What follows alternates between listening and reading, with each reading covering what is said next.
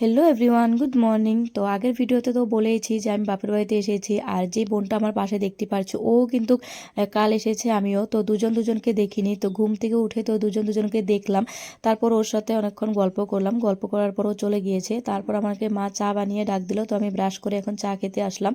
তো না, আমার চা খেতে ভীষণ ভালো লাগে এই কেকগুলো দিয়ে। তো আমার বাবা তো চা খেয়ে চলে গিয়েছে, তো পুচকি সোনা কিন্তু এখনও ঘুমাচ্ছে, তার জন্য ওকে ডাকিনি। তো আমি আর মা দুজনে মিলে চাটা খেয়ে নিয়েছি। আর চা খাওয়ার পর আমার মা এখন পান খাবে গাইস। আমার মা না ভীষণ পান খায়, মানে আমাদের বাড়ির সবাই, শুধু মা না। তো যাই হোক, চা খাওয়ার পর আমি একটু যাচ্ছি দাদুদের বাড়িতে গল্প করার জন্য কাকিমণিদের সাথে। তারপরে ততক্ষণে মা স্নান করে পুজোও দিয়ে দিয়েছে। তো আমি বাড়িতে এসে দেখলাম সুন্দর করে পুজো দেওয়া হয়ে গেছে মার। তো দেখতে পাচ্ছ আমার ঠাম্মির ফটোটা কি সুন্দর লাগছে, তাই না? তো আমার ঠাকুমার কথা না ভীষণ মনে পড়ে। বিয়ের আগে বা বিয়ের পরে যখনই যেতাম, তো আর আগে যখন একসাথে থাকতাম আমার ঠাম্মির সাথে ভীষণ গল্প করতাম, খুব মজা লাগতো, একসাথে থাকতাম। আর এখন গেলে না খুবই কষ্ট হয়, ঠাম্মির কথা খুব মনে পড়ে। যাই হোক, কিছু করার নেই, আমি জানি সবাইকে একদিন যেতে হবে, কিন্তু সময়ের আগে চলে গেলে সেটা ভীষণ খারাপ লাগে। কারণ ঠাম্মির তো এখনও বয়স ছিল মানে বেঁচে থাকার, তাও যে কেন চলে গেল আমাদেরকে ছেড়ে।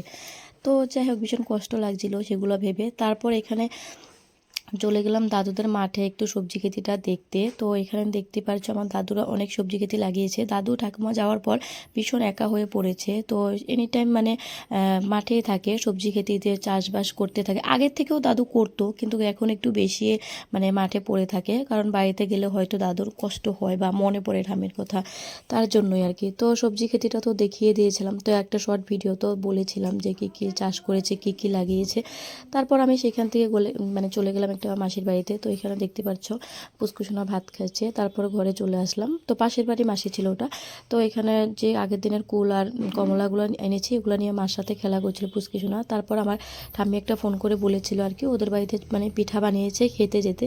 তারপর আমি আর আমার মা যাচ্ছিলাম, দেখতে পারছো। তো একটা দাদুর বাড়িতে ঢুকলাম, এখানে খুব সুন্দর নার্সারির গাছ খুলেছে, দেখতে পারছো। তারপর চলে গেলাম ওই দাদুর বাড়িতে, যে দাদু মানে ঠাম্মি যেটা ফোন করে বলেছিল আর কি পিঠা খেয়ে যেতে। তারপরে গেলাম, তাও ওইখানে দেখতে পাচ্ছ আমাদেরকে চিতল পিঠা দিয়ে দিল। তো আমি আর মা এখানেও চা খেয়ে নিয়েছিলাম। আর আমার পুচকি সোনা দেখো আমাকে খাওয়াবে বলে আমাকে দেয়নি, দিয়েছে আমার মাকে।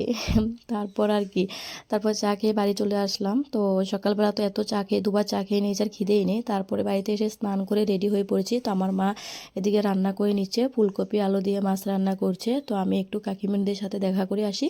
তো এই যে চলে গেলাম আবার কাকিমণিদের বাড়িতে। তো সেখান থেকে একটু গল্প সল্প করে তারপর চলে আসলাম বাড়িতে। তো এখন ভাত খেয়ে নেব। তো আমার মা রান্না করেছে ছিম আলু ভাজি আর ফুলকপি আলু দিয়ে মাছ, আর মাংসের ঝোল ছিল কাল রাতের কাকিমণিদের বাড়িতে যে বানিয়েছিল, তো আমাকে দিয়েছে আবার সকালবেলা খাওয়ার জন্য। তো যাই হোক, খেয়ে দিয়ে এখন বাড়ি চলে আসবো। তো ওই যে আমার কাকিমণি এখানে বাসন মাজছিল, পুজো দেবে। তো আমার বাবা দেখো পুচকি সোনাকে সামনে বসিয়েছিল। তো ও না একটু আসার পর ঘুমিয়ে পড়েছিল, তার জন্য আমি ওকে মানে মাঝখানে নিয়ে এসেছি। তো ফাইনালি শ্বশুর বাড়িতে চলে আসলাম, আর আমার পুচকি সোনা না ঘুমিয়ে পড়েছে, দেখতেই পারছো।